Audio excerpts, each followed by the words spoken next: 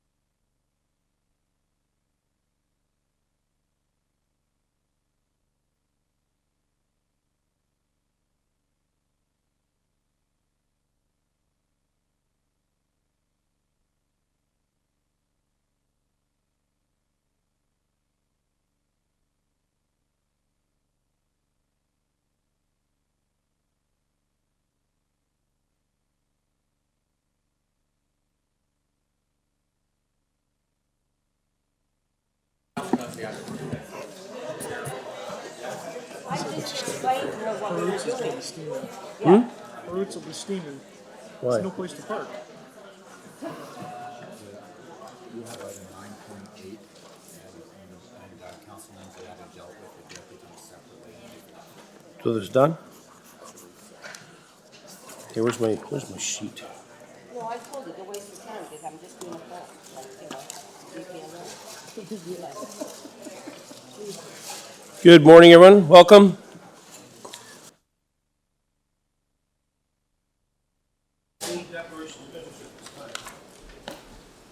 Seeing none, I will now take a motion to confirm the minutes from September 16th, 2019. Moved by Councillor Ford. All in favor? Opposed? Carried. Are there any petitions at this time? Seeing none, we'll now go through the items.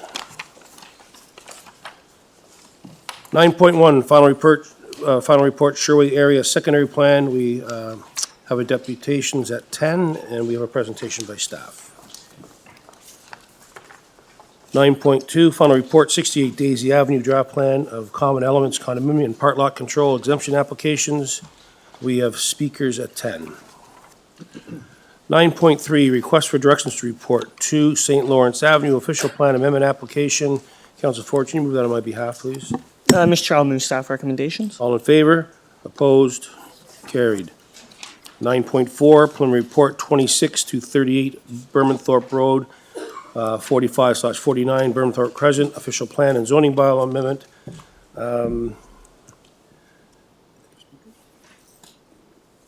I just want to expand the notification areas. Have we done that already or no? Is it already in there? Okay, could you move that for me, Councillor Ford? I'll move staff recommendations. All in favor? Opposed? Carried. 9.5, preliminary report 40 Rakely Court, zoning bylaw amendment application. Councillor Holiday. Thank you, Mr. Chair. I'd like to move the staff recommendations. Councillor Holiday moves the staff recommendations. All in favor? Opposed? Carried. Application for fence exemption 84 Waniska Avenue. I'd like to hold that down. We have speakers at 9:45.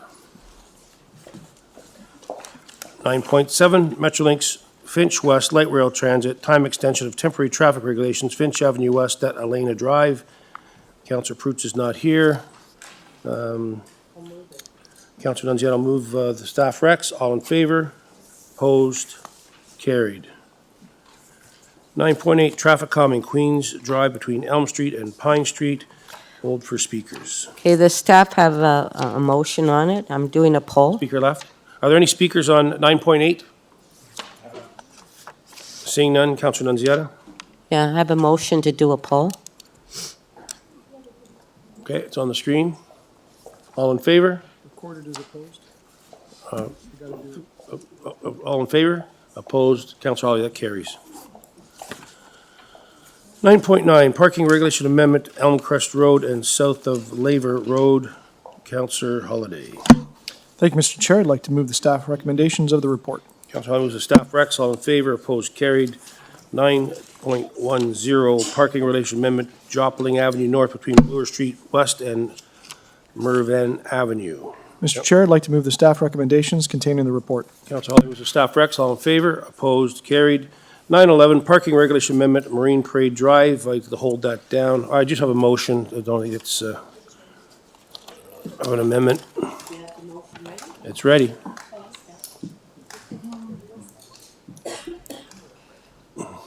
Okay, you good with that? All in favor? Opposed? Carried. Clause amendment. All in favor? Opposed? Carried. 9.12, parking regulation amendment, McCulloch Avenue. Councillor Ford. Mr. Chair, I will move staff recommendations. Councillor Ford moves the staff recs. All in favor? Opposed? Carried. 9.13, installation of on-street accessible parking spaces, Etobicoke District, September 9, 2019. Delegated. Councillor Nunziata. I'll move the recommendation. Councillor Nunziata moves the staff recs. All in favor? Opposed? Carried.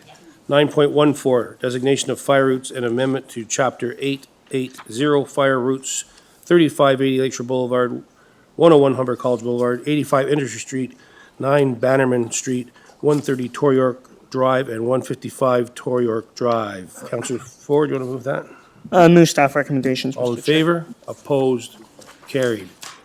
9.15, appointments to business improvement areas boards of management. Councilor Nunziata. The recommendation. Councilor Nunziata was a staff recs. All in favor? Opposed? Carried. Okay, and we have 9.16, traffic calming, Riverview Heights. Councilor Ford. We have a motion to add 1 through 19. Moved by Councilor Ford. All in favor? Opposed? Carried. So we are kind of ahead of ourselves. Shall we kind of go through these? Okay, 9.16, traffic calming on Riverview Heights. Councilor Ford. For 1 minute. Any questions of staff? Seeing none, Councilor Ford. Thank you very much, Mr. Chair. I am going to be very brief and speak to 3 items at once, 16, 17, and 18. And these are all traffic matters that my office has been dealing with for approximately about 3 years, trying to find solutions without moving to hard traffic calming. But in the last few months, we've been working with the community. A petition has been presented to my office. And, some community meetings, and this is the will of the community. So we have had traffic reports done on these, and for my colleagues, they were negative, but this is definitely what the community wants. So at this time, I rarely do it, but I would like to move forward with these 3. Okay, Councilor Ford, speak. Can I ask a question of staff?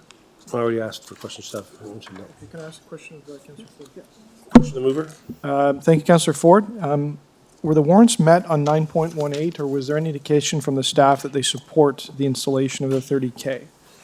Yeah, so what I have, my staff has been working with transportation staff and the community, and it's my understanding that under Vision Zero that was approved by council, that this would be happening anyways. This is just expediting it. When a motion, we just kind of expedite it outside of its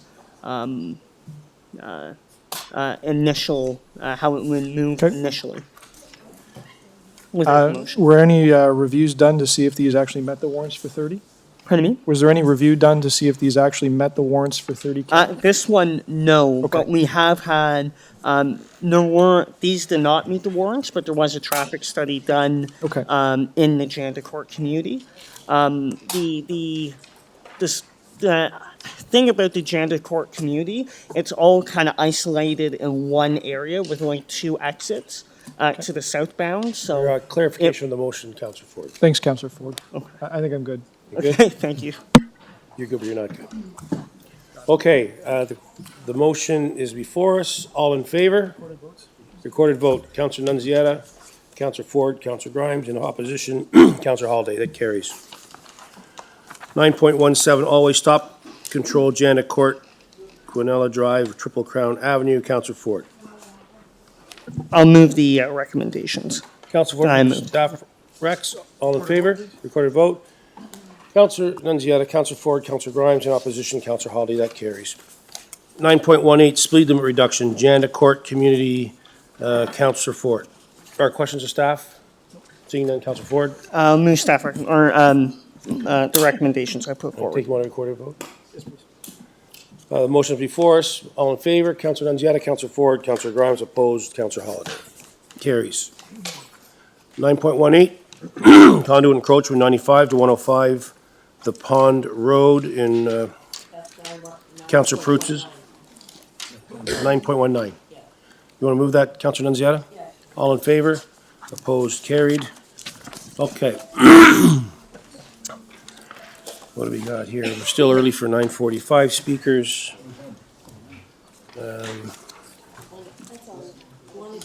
Huh? You're good with the, sorry?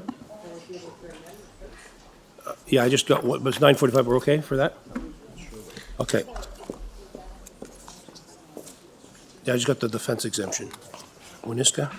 9.16, application for fence exemption, 84 Waniska Avenue. Are there speakers on 9.6 Waniska Avenue? Seeing none, I have an amendment. I had a chance to go to the property with staff. I'm going to grant the exemption, but with some modifications to the fence. You put the motion on the screen. You don't have it? Oh, I'm sorry. Just display that on the screen, it should be fine.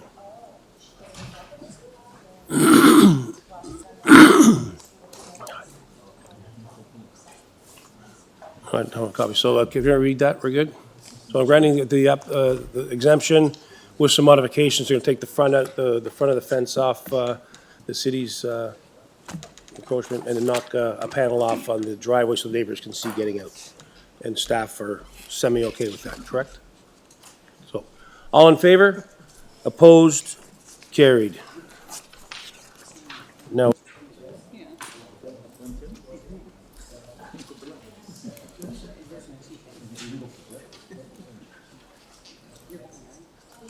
so the Sherway secondary plan is scheduled for speakers at 10, but what I think we'll do, if Neil's team's ready, I think we'll have, I've asked for a presentation from staff on the secondary plan. Neil, we ready for that or no?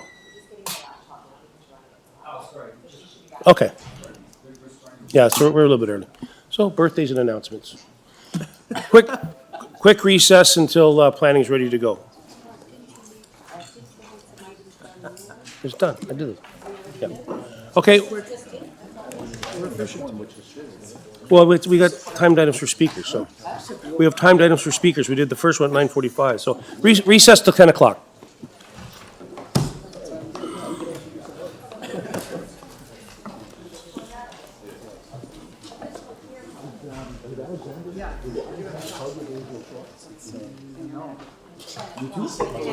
I do, right? Yeah.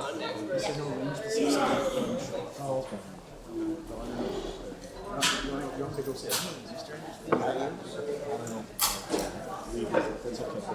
Do you have his number handy? That's okay, I'll call him upstairs. Good?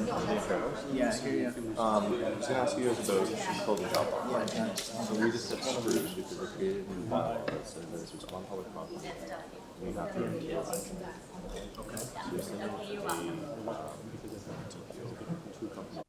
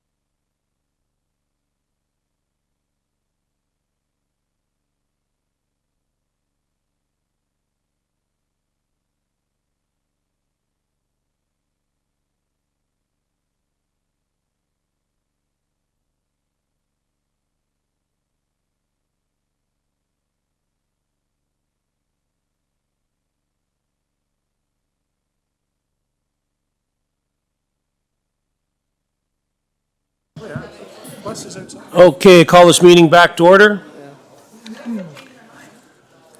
Okay, that's done. So we have two speakers scheduled for 10 o'clock, the Sherway area secondary plan and 68 Daisy. I don't see any speakers on Daisy, so I think we'll deal with 9.2. Are there any speakers on 9.2 68 Daisy Avenue? Oh, you're here to speak? Just if there's any questions, I'm here from the developer. Yeah. No, seeing none. 9.2, Councillor Ford, can you move the staff recommendations for me, please? So moved, Mr. Chair.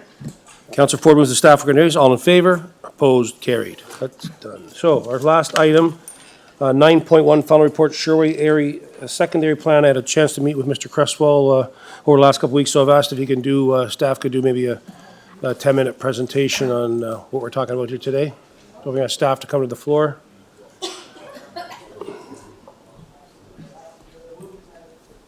We have another number of letters submitted by the area landowners. You should have those in front of you. Good morning, welcome. Good morning, Councillor Grimes. The floor is yours. Thank you very much.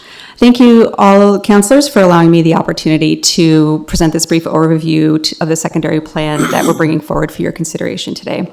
My name is Melanie Melnick and I'm here representing the City Planning Division, part of a team developing the secondary plan over the last year. In 2013, just by way of background, the city initiated a review of the Sherway area, and that was undertaken by a consultant team led by Gladkey Planning Consultants. It was undertaken in 4 phases between 2014 and 2016. And that included a robust consultation program with both area landowners and the public at large, with opportunities for input at each phase of the study. The study recommendations were presented in a staff directions report toward the end of 2016, and council adopted these and directed staff to complete the secondary plan based on its findings. The study resulted in 5 key reports that form the basis for the overall recommendations and are also the basis for the secondary plan, being a planning report, urban design and streetscape guidelines, community services and facility strategy, a transportation master plan, and a servicing master plan, the latter 2 of which were completed through the environmental assessment process. Since 2019, we have been very busy. The city planning prioritized the project for completion this year. So a draft secondary plan was developed and then released for consultation in May. That was followed by 2 public open houses. We also circulated to all commenting divisions and agencies and held individual meetings with landowners. Staff reviewed and considered all the comments we received and considered revisions and adjustments to the final secondary plan policies. So the vision for the Sherway area is really for it to be transformed over time from a car-oriented commercial center to a more urbanized, green, and walkable environment. Summarized here, the guiding principles for the plan are to be achieved in 3 key ways. So first of all, promoting a balanced mix of uses. This will be achieved through the incremental introduction of residential uses to complement what is already existing, while minimizing conflicts and providing an optimal quality of life for the new residents. At the same time, we'll be creating a green and cohesive environment, with built form standards that will establish a new urbanized character for the neighborhood, as well as a greening strategy that will connect people with parks and open spaces that are currently lacking in this area. Finally, supporting community vitality and mobility will be achieved by building a complete community with the services and transportation options needed to ensure its success. The overall approach for this plan is to establish a high-level framework to achieve the long-term vision for the Sherway area I just described to you. That framework is intended to be flexible to allow detailed phase planning by precinct, which I'll speak about soon. The overall structure plan that you see here sets out the key elements that we need to see for a successful community, including a finer public street grid, centralized transit hub at the southeast corner of West Mall and the Queensway, preferred park locations to address the deficiency of green space in this area, as well as other green connections to encourage walking, cycling, and transit use. With no city parks in the area, a key objective is going to be transforming the Sherway area from gray to green. And this will be done through a comprehensive greening strategy encompassing a variety of features, including parks, open spaces, trail connections, street tree planting, and signature landscape treatments. A new public street network will be critical to realizing the goals of the Transportation Master Plan, as well as defining more human-scaled block structure for the neighborhood.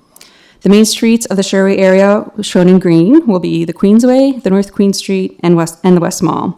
And these would be characterized by a distinctive built-form character along the street edge, wider setbacks, and animated uses such as local serving, retail service, and restaurants, etc. at grade. Certain streets that are shown in red solid lines must be provided in these fixed locations, while the red dotted lines show important linkages that can be delivered in more flexible locations that would be determined through detailed precinct planning. Other private roads, shown in blue, indicate streets that would be conveyed and realigned to city standards to help complete the street grid over time, and these are also considered to be flexible in location. The secondary plan leaves current land use designations largely unchanged, with one important difference. It does refine the existing mixed-use areas into 3 distinct categories.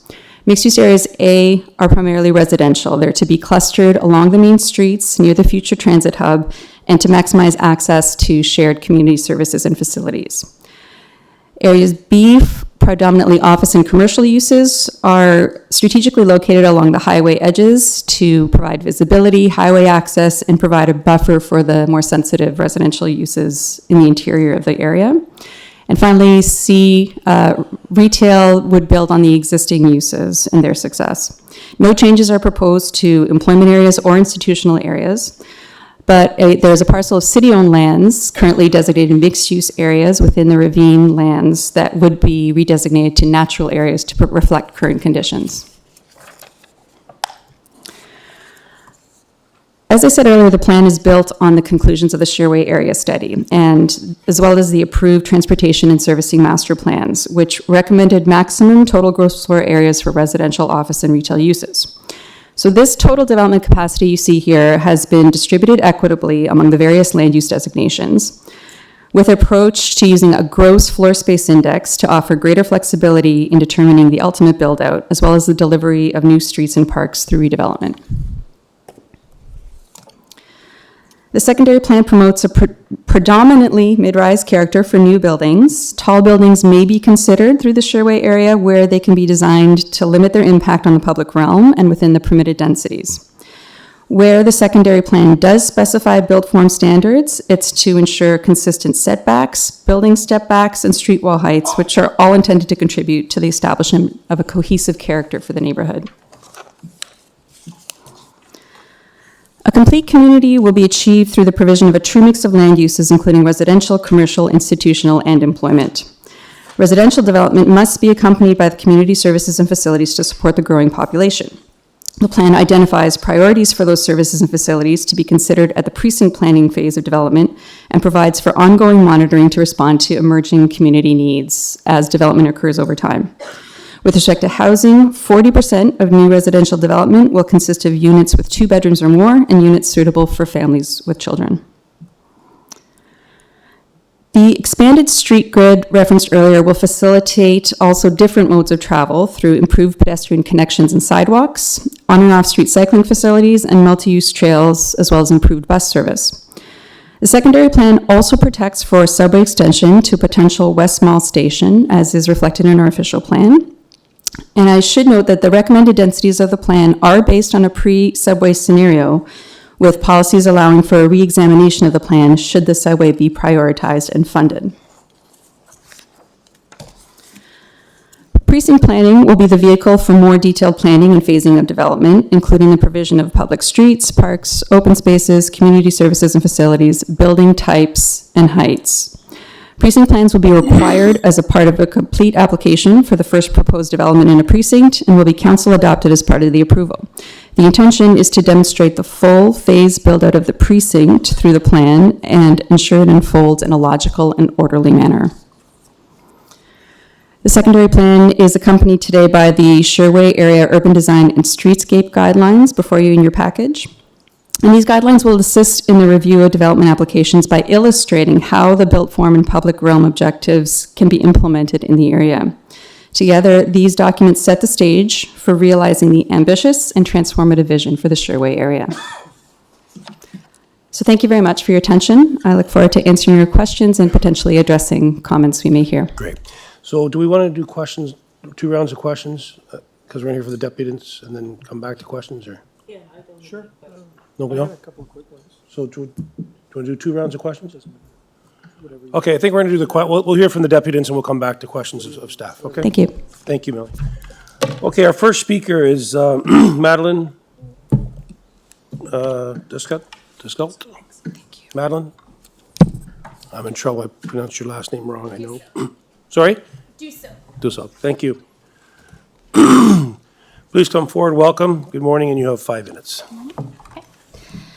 So, as you've heard, I'm Madeline Dusso, and I'm counsel for Home Depot of Canada Incorporated, which owns a property in the Sherway subway area, or study area. And we're asking that the Community Council defer final consideration of the secondary plan and ask its planning staff to revise the secondary plan in consultation with Home Depot. We say that appreciating the city's initiative and its long-term vision for the area, but we want to also ensure that Home Depot's long-term interests are taken into consideration as well. And in particular, we raise this because Home Depot intends to remain on the property for a long time. It has no desire to sell it or rent it out. And so this means we're going to be in the neighborhood as it redevelops and as the community changes, as the city is intending. And so we want the flexibility to adapt to those changes. We might need to deliver our products and services in different ways. For example, Home Depot may need to make use of pad or out parcel facilities as the neighborhood is redeveloped and it changes.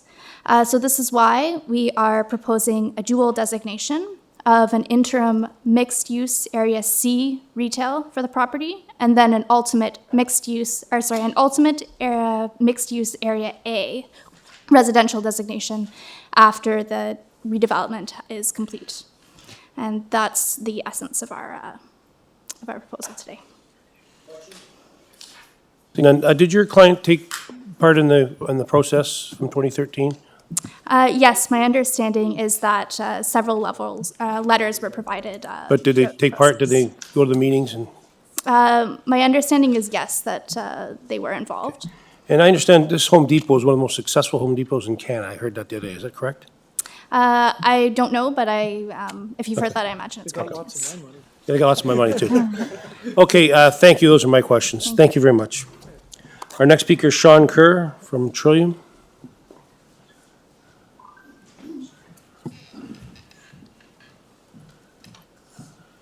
Good morning, Mr. Kerr. Welcome, sir. And you Good morning. have 5 minutes. Thank you. Thank you so much for having me. My name is Sean Kerr. I'm the Associate Vice President of Public Affairs and Strategic Partnerships at Trillium Health Partners, and I'm joined by my colleague David Longley, our VP of Redevelopment, and Michael Mathis, who is our planner on this file.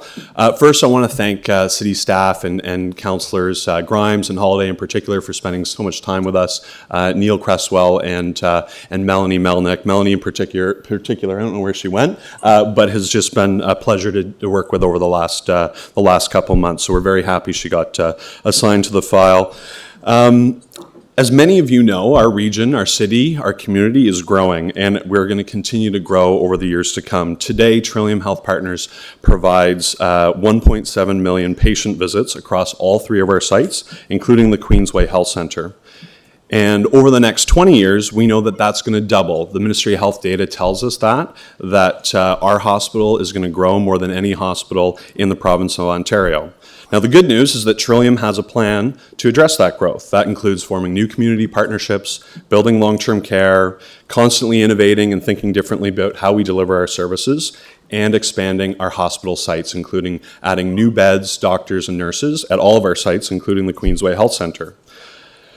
The Queensway Health Centre is central to this plan, and we think that the best way to redevelop the hospital means we need to think of today and we need to think of 50 years in the future, as we will continue to serve our community. If we don't get our land use planning right today, we will be denying future residents the services that they need in the future. And though some of the elements of the secondary plan may seem insignificant, it is pivotal at this planning juncture for our hospital. In order to support the future development and expansion of the hospital, we're asking that the Sherway secondary plan address outstanding issues in regards to the street network, building heights, and park space for our hospital site. Put simply, I'm asking council to support a thoughtful and fiscally responsible redevelopment of the Queensway Health Centre that is going to help us meet the needs of our community over the years to come.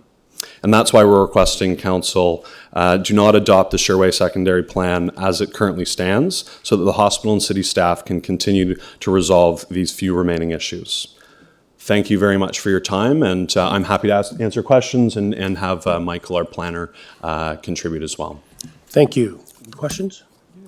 Councillor Holiday? Yeah, thanks for coming. And I know we've talked before about the future of the hospital site, which is, as an Etobicoke resident, is important to me in the future, because I might be going there for care. There was, you mentioned there were a couple of issues. There was building heights and there was a road concern. And I noticed on the secondary plan that was up, the map up there shows a dotted line for the road. In other words, it told me it was a bit flexible. Could you articulate a little bit deeper what the concerns were around the road, or? Yeah, I'm going to ask Michael to dig into it a little deeper. Yeah, I'd be interested. Yeah, I think Michael can provide a good detail on that. Thanks, Sean. Have you got the map of your site there? No. Yeah, we do. We provided it in the letter that we gave to community council.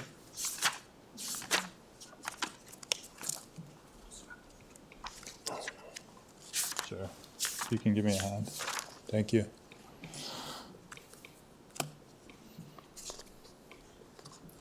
Just wait for it to focus. Yep. So to address your question, the issue for us is that there are two streets that are currently shown connecting across the Queensway Health Centre site. Yes, both of them in the policy of the plan are indicated as flexible. The issue is that the northerly connection in particular is fundamentally incompatible with our phase 1 development. We submitted this as part of our pre-application to staff. I think that staff understand it. We've also discussed with them providing an alternate southerly connection, which you see in the dotted line there, not the thick dash, instead of that. In the official plan today, there's one street connection stretching across the site, connecting the West Mall and the Queensway. We only need one of those connections to meet the intent of the official plan. We think that if we're able to protect for a southerly connection, we can meet the intent of the official plan, and an additional northerly connection is superfluous to that. Does that answer your question? Yeah, I think so. So it's the upper dotted line that is of deepest concern. That's correct. Could you go a little deeper about why it's incompatible with what you're doing right now? You mentioned there's a pre-application process underway. Correct. So currently the hospital is planning an expansion of the Queensway Health Centre site that would include an acute inpatient tower, a new parking garage, and then a central utility plant to facilitate it. To describe it a little bit,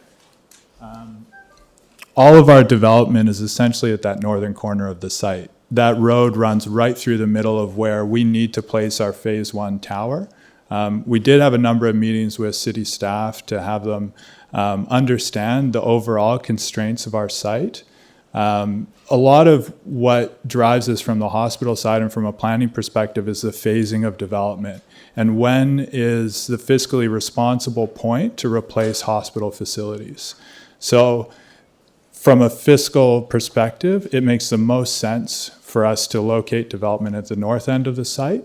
That enables the logical redevelopment of the rest of the site. And unfortunately, due to the size of the acute inpatient tower that we need to serve the community, we can't accommodate a road in that area. Okay. Was that the largest concern? There were a couple of others, but I would say that's the largest concern, but there are some other ones. It's also how the roads are implemented over time. So there's some policy that would allow for the conveyance of roads as public facilities upon the first application of a development. We have some concerns about this because as much as the hospital invests in a long-term master plan, so much of it is contingent upon provincial funding, support from the municipality, and also funding from donors as well too. So the hospital requires a great deal of flexibility to be able to make some of these big moves on its site over time. Okay. And we feel that that conveyance of ownership doesn't allow for that. Another couple of issues are the wording around how building heights are to be interpreted and applied on the site. We feel that the policy is vague as it's currently worded and applies to the site and could be interpreted in a way that imposes a building height equivalent to any street right-of-way, which simply isn't going to be sufficient for future phases of development of the hospital. We don't feel that the form of the hospital should be tied to these arbitrary restrictions of building height. It should be tied to the needs of the community. If the community needs a 5-story tower or a 6-story tower, it should be able to get that. We shouldn't be restricted to a 3 or 4-story tower, which we feel the policy as currently worded could be interpreted to restrict us to. The last issue that we have is around the ownership of the park. In the public realm framework that staff presented, there's a new public park shown at the southerly intersection of our internal private street network in the Queensway. Mm-hmm. We support the idea of creating a park, and certainly the hospital wants to be a good city builder and contribute to an active public realm.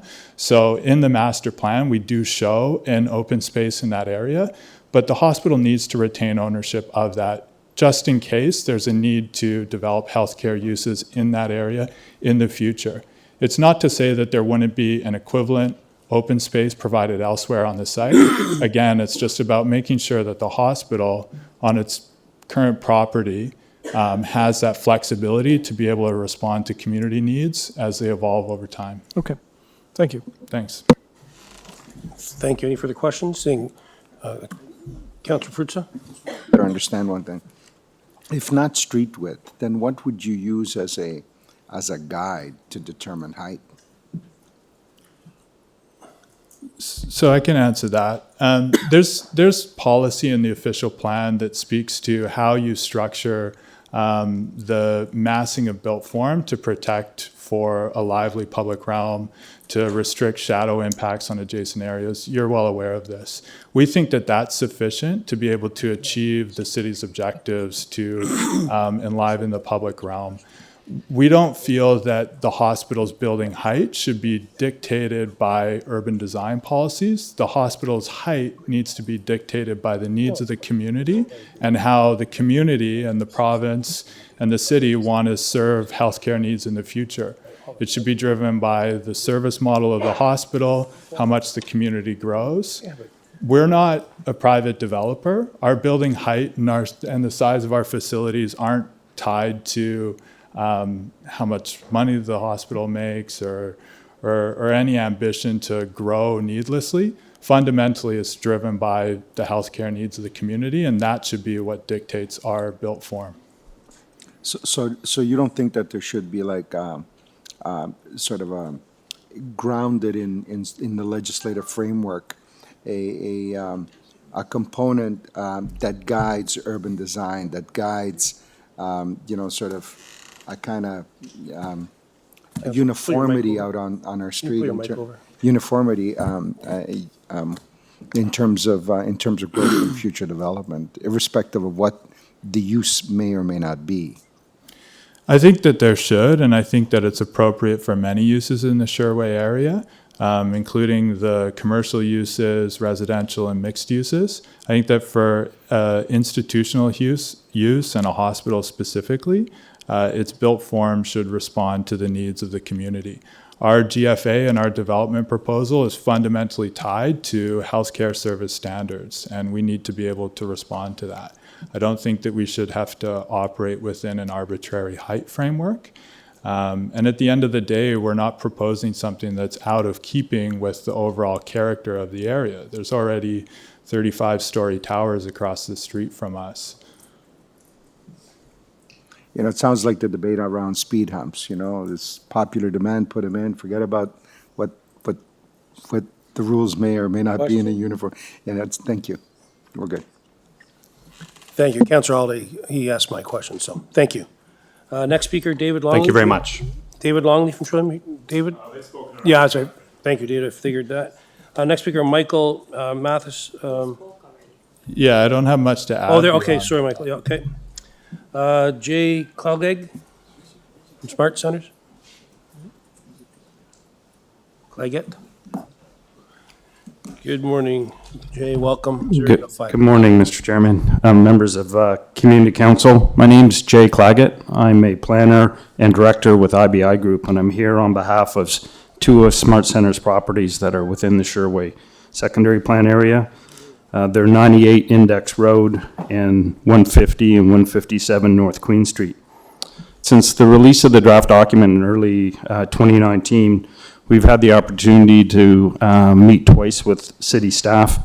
We've provided extensive input and comments on the draft secondary plan, including red line revisions for the consideration of staff.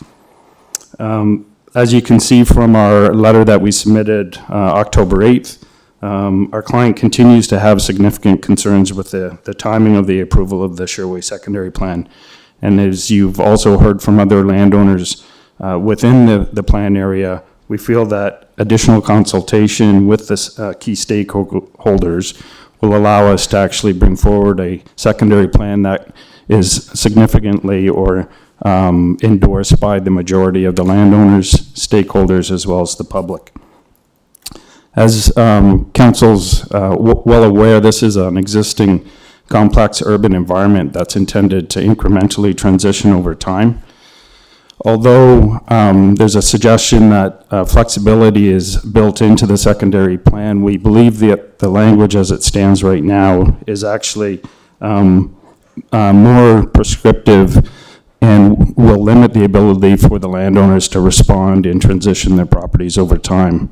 We have concerns associated with the land use, the density and the heights being assigned, the ownership of the road network, as well as the parkland, and generally the overall structure of the plan we would like to continue to work with city staff on. At this time, we would request the council consider returning the secondary plan back to city staff with the direction to continue stakeholder consultation in order to bring forward a plan that can be substantially supported by the landowners. Thank you. Thank you, Jay. Questions? Councillor Holiday? Could you just repeat the addresses of your client? Yes, it's Smart Centers, right? Yes, it is. It's 98 Index Road, 150 and 157 North Queen Street. They're located in the northeast quadrant of the secondary plan area, just immediately north of Home Depot. So I'm not familiar with Index Road. Is that all contiguous? Yes. Or Marshall? So just on the north side of North Queen, by Manchester Road, I guess. That's correct, on the north and south side of North Queen. Okay, thank you, that's helpful. Okay, Any further questions? Seeing none, thank you. thank you. Our next speaker, Mark McCulloch. Good morning. Good morning. Welcome, and you have 5 minutes. Thank you. Mark McConville, Humphreys Planning Group. I represent the landowner of 51 Mansur Road. We submitted a comment letter May 31st, 2019, and staff had addressed many of our comments, but there was one comment in specific where we requested a site-specific policy recognizing the existing outdoor storage use on the site. No policy, site-specific policy was provided in the most recent draft. The site is in the North Queen Employment Precinct, and as such, Policy 10.3 only permits limited outdoor storage in this precinct. The existing use would be subject to the restrictions provided in the intern use policies of 11.17 and 11.18. The owner has a couple concerns with these policies, as the wording says existing uses in some instances and may remain on an interim basis. And then the subsequent policy references gross floor area. There's no policy that specifically references outdoor storage. So those are the owner's concerns, and we look forward to working further with staff to further refine that policy language. Thank you. Your question, Councillor Holiday? Thanks. So your client's on Manchester Road. Yes. What's the nature of the outdoor storage? It's largely bins. So the entire site right now is used for the outdoor storage of bins. What do you mean bins? Like the large crate bins. Like shipping container? Exactly, yeah. Okay.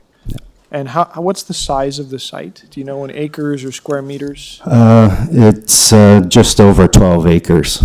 12 acres. Yeah. Okay. Right. So does the site span all the way almost over to the West Mall?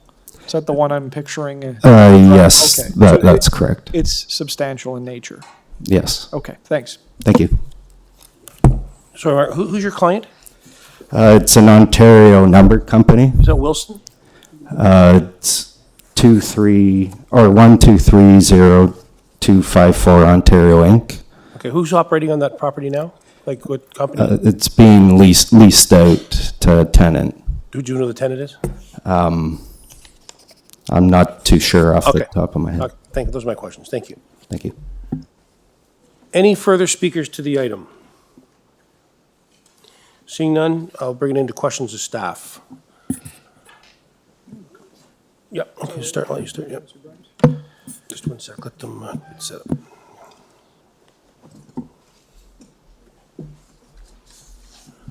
That's all they. I wondered if you could offer comment about what juncture in the planning process we would think about the effects of air traffic. Because I take note, the Sherway area is right under the flight path of 1533. I know about this because of the planning concerns and general neighborhood concerns that I experienced in my community to the north. Does it fit into the secondary plan, or is it something that council would think a little bit more of as we get into the finer mesh of the development?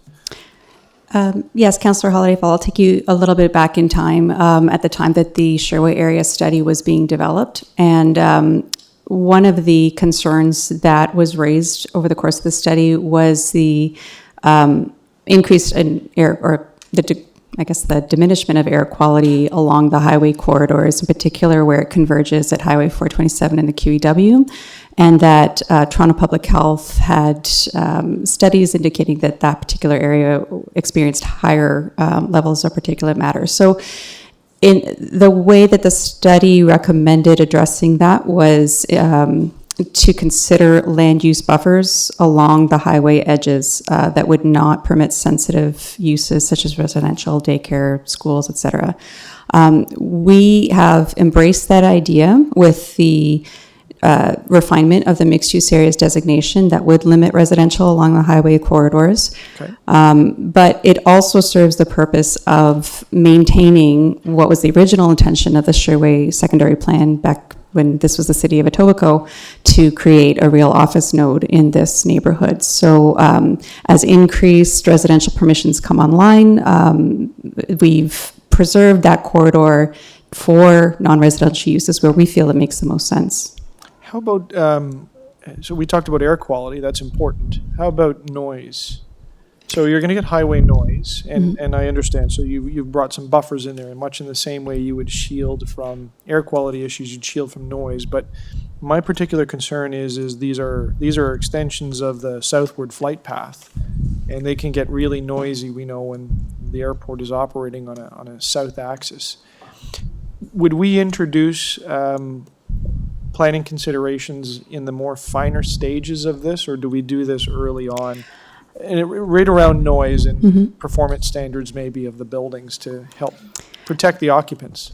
At this stage, our implementation policies in Section 11 of the secondary plan do require, as part of a complete development application, noise and air quality studies to be included for consideration, and whether those would then be required potentially for peer review, and mitigation measures would then be recommended and adopted. Okay, I think, and my second question I think is a quick one.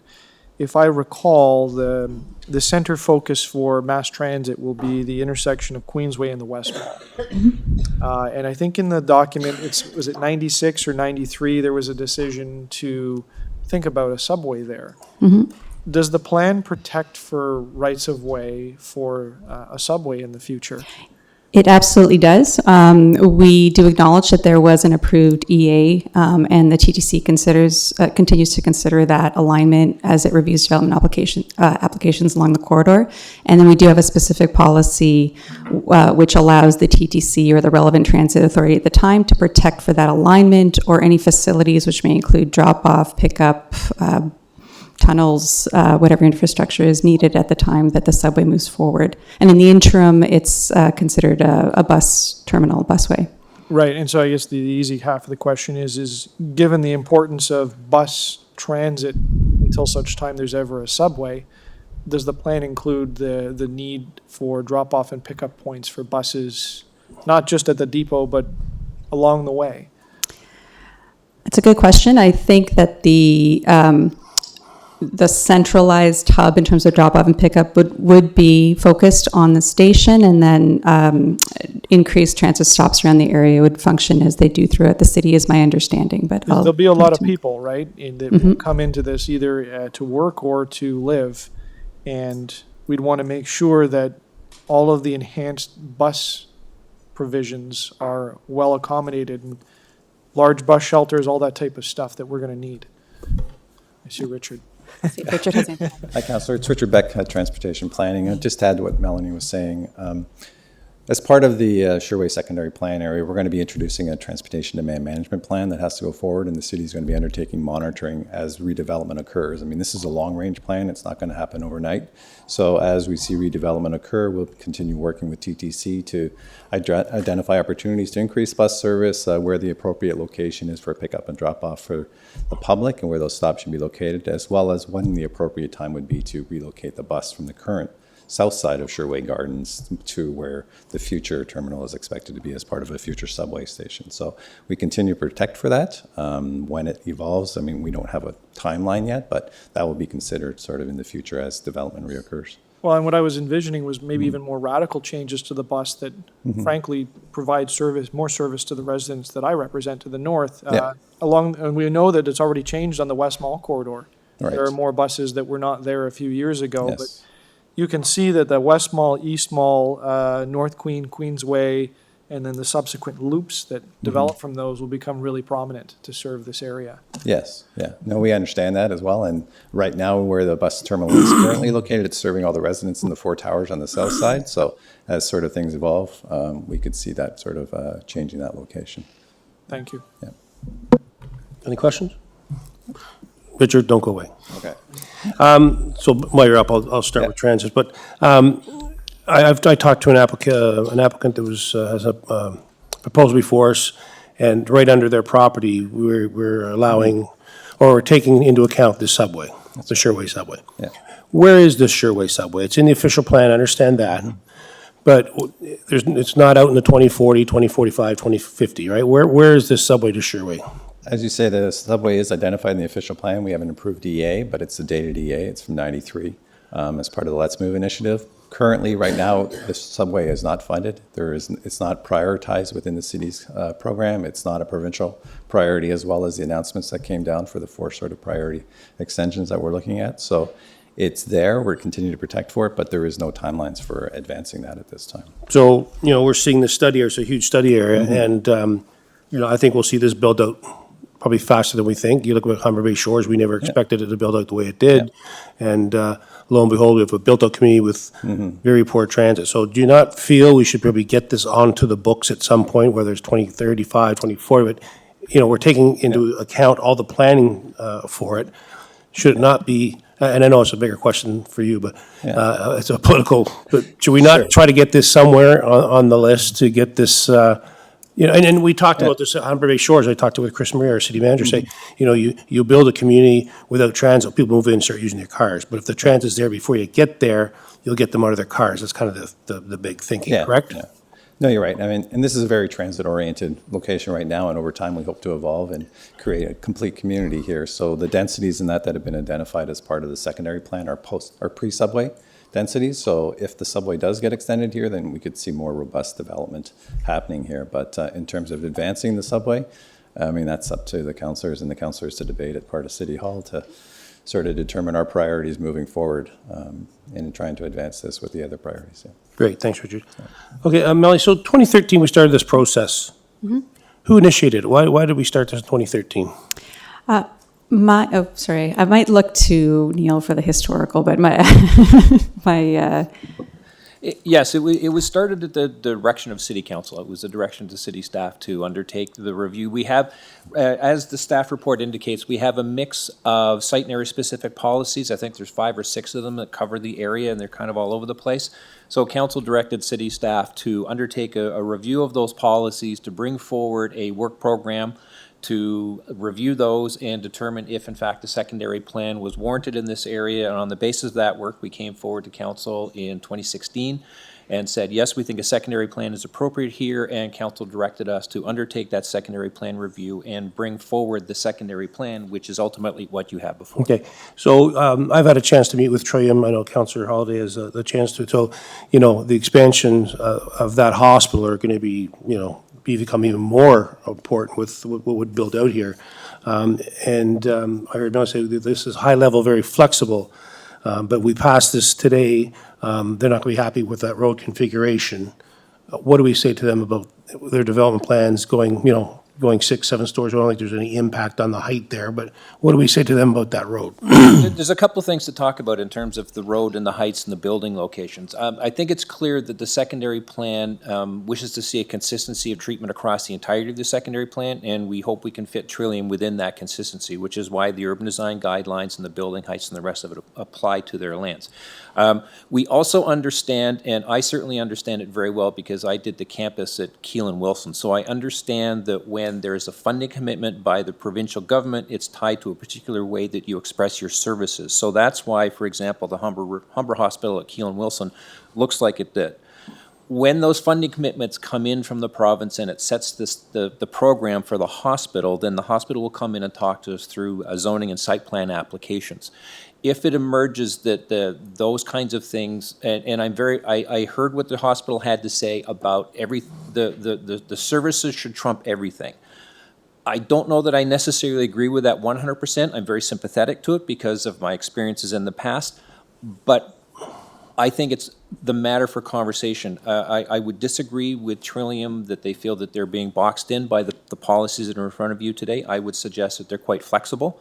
The road itself, it says it's a flexible location. We understand the challenge that the hospital has about relocating its core servicing, about how it needs to attach the functionality of the new services to the old service, how they can't take away the hospital and scratch the property clean. We fundamentally understand all of that.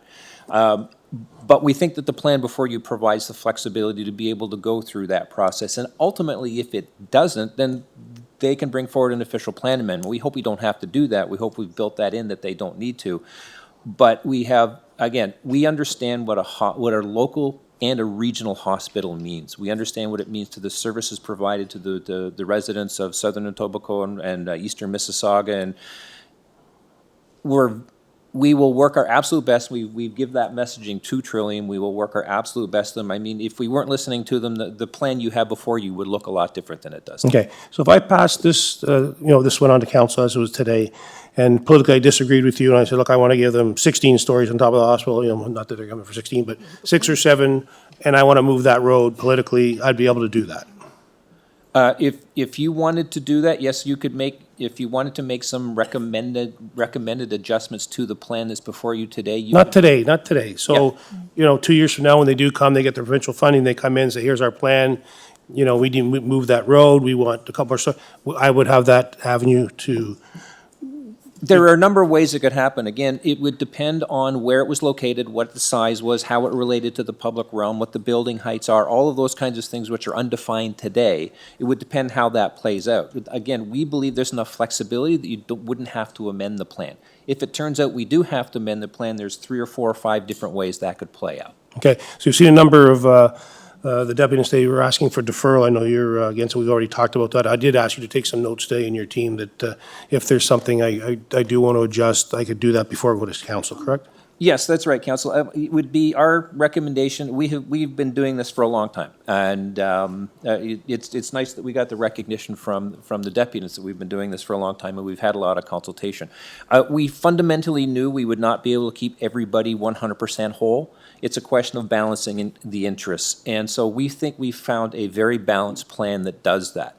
We're comfortable with the plan. We think it's supportive. It's based on a lot of research, a lot of work over the last, well, about 6 years now. So we did hear what the applicants had to say. We have read all the material that they put before council today. We will take that back. We will have conversations. We can certainly talk to you before council. If we think there are some adjustments that we could make, then we could bring forward a supplemental report to do that. Great. Those are my questions. Any further questions? Seeing none. Thank you. Thank you. Speakers, so I will move the staff recommendations. I've heard that we've had some letters on file here. I've had a chance to meet with Trillium. I've talked to some of the other landowners, but I'm going to move this on to council. I've asked Neil to take notes of what we heard today, and if there's some fine tuning we can do to make that a little bit more flexible in the future, I'd be happy to work with Neil to make that happen. But you know, you look at that map that was up there. That's a major piece of real estate in the West End. You know, Councillor Holiday and Councillor Ford will tell you, like, the development's happening on the Queensway, Dundas, Bloor. It's unbelievable. So, again, I learned a lot from Humber Bay Shores. Again, we had a great plan down there that we thought would evolve over time. Well, it happened overnight. An instant community with no transit. I've learned that, but, you know, I want to talk to our city manager and see where the subway is. And I talked to an applicant last week whose father was back in the day when this was coming forward, and he's got boxes and files, and this thing was almost funded back in the day, but it kind of just went onto the shelf. But, you know, I think the transit has to be part of the conversation right at the get-go, right? The chicken before the egg, but, you know, the transit has to be there. Buses, are they going to do it? I don't know, but we want to encourage people to go to their cars. That transit has to be there, going at least along with the development. And we've done that down at Humber Bay Shores with the announcement of the new GO station. That'll work with First Capital. So I think that has to happen here, but it's a pretty aggressive plan. I think this will build out faster than people think it will, but I think the staff have done a pretty good job. And as Mr. Creswell said, not everyone's happy at the end of the day. That's not going to happen if I deferred it to the next day, but would like to have a further conversation about having some flexibility for Trillium, which is a very important piece of infrastructure for this density going in there. I know that hospital very well. I was probably in there many, many times, and the only thing against it, my two brothers were born there. So anyway, it's a big piece of infrastructure for the area, and with the densities we're going to put in here, it's going to be important. So with that, I ask you to support the secondary plan. Ask for a recorded vote. All in favor? With the supplementary report, I'm sorry. All in favor? Councillor Nunziata, Councillor Ford, Councillor Grimes, Deputy Mayor Holiday, Councillor Perruzza. That carries. Thank you. That's it, right? Councillor Perruzza, you have a motion to introduce and enact certain bills. That the Etobicoke York Community Council pass and declare as bylaws bills 1387 to 1397 and 1429, prepared for the October 10, 2019 meeting 9 of the Community Council. Shall these bills be passed, declared as bylaws? And I affix my name to this. Okay, we did. Mr. All in Chair. favor? Opposed? Carried. Councillor Ford, you have a motion to introduce and enact the confirming bill. Yes, Mr. Chair, I move that the Etobicoke York Community Council pass and declare as a bylaw confirmatory bill to confirm the legislative proceeding of the Etobicoke York Community Council acting under delegated authority at meeting 9 on October 10, 2009. Councillor Perruzza, shall this bill be passed, declared as a bylaw? All in It shall, favor? yeah. Opposed? Carried. Good afternoon, Perruzza. Motion to adjourn. Councillor Perruzza? I move adjournment, Mr. All in Chairman. favor, opposed, carried. Thank you, everybody.